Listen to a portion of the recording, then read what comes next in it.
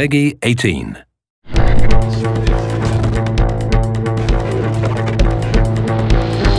Frostbite's been in development since 2006, and there's always been a roadmap and a plan for Gen 4 and beyond. So I like to think of Frostbite as an evolutionary process, and Frostbite 3 is the next step in that evolution.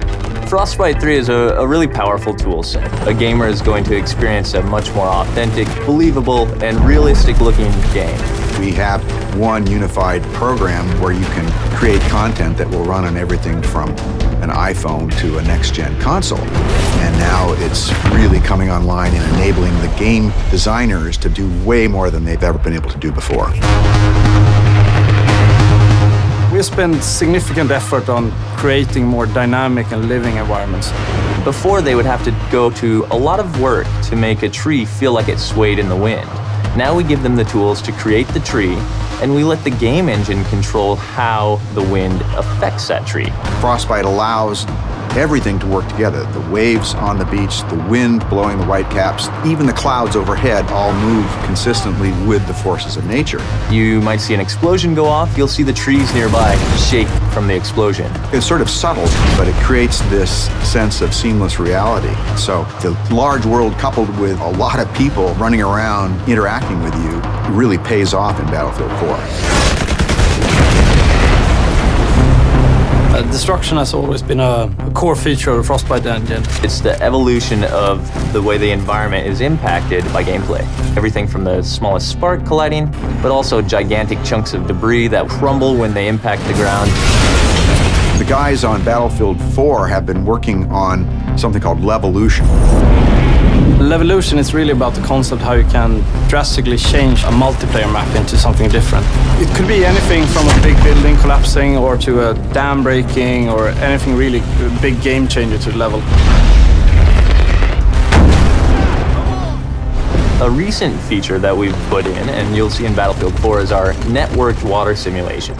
So what this means is all players will see the same wave in the same position at the same time. And this leads to some pretty exciting cat and mouse type of gameplay where you're ducking down and going up and you can kind of peek around as you drive in your boat. It will no longer swim on a flat surface. Instead, it will be affected by the different waves and everything. And that comes to everything from living characters that are swimming, but also to the ragdolls. Something like a jet crashes into the ocean, you'll see the water react and the debris will then float on the waves. It's a very, very cool dynamic engine. Things just happen and it seems right.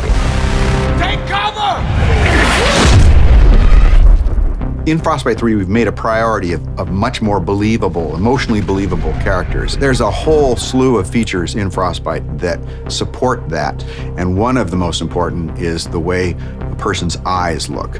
The way we render characters is better than ever before. We're doing subsurface scattered models. We have parallax animation in the iris. You'll notice it looks like a real eye. You'll back me up, right?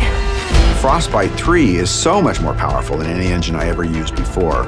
And it's not just the specific features and the framework, it's the fact that we're collaborating with other teams around the world.